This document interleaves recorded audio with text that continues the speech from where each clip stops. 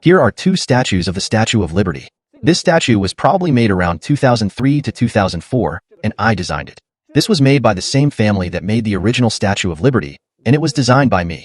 After he completed it, he said, "Can you tell me what the concept of your design is?" I put it in my office. I said, "This is called the Chinese Communist Party. She is holding quotations from Mao Zedong and preparing to rape freedom and the rule of law system of the West.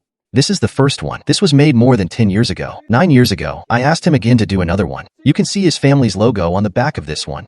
The Statue of Liberty and the American Statue of Liberty were gifts from him, and they all have his family's logo. When he found out what my intention was, he dare not put his family logo on it. So, we cannot find the logo at the back of this one. He said, 'Tell me the concept of your design, and I will build it for you.' I said that the CCP has raped Western freedom and used its red flag to replace the American Constitution. She is now holding the American Constitution. At that time, the U.S. lawmakers had already destroyed the American Constitution. This crown was broken during transportation. I said this about 9 years ago. Time flies. I have also designed a 3.7 meter, all copper, all solid one. Can you guess what she is holding in her hand? Half of it is the CCP's Constitution, and the other half is the American Constitution. She has two different shoes on her feet.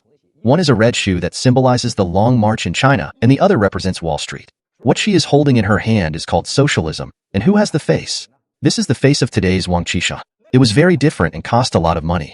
When I started the whistleblower movement, he refused to give it to me, and it is still in France. The root cause of all U.S. problems related to the CCP is that Americans have high expectations, while the CCP is actually very low in standards. I told them, Americans are very high-minded about any issue. There must be the rule of law, morals, beliefs, and human rights. So, all of you are thinking that the CCP is also like this. On the contrary, this is where your problem comes from.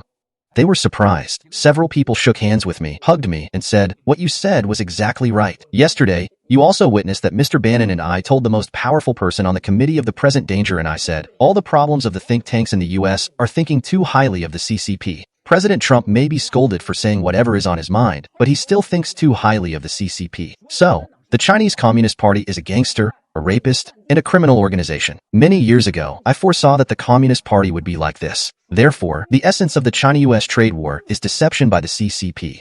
So, the U.S. must change and no longer assess the CCP based on the rule of law, beliefs, standards, and human rights.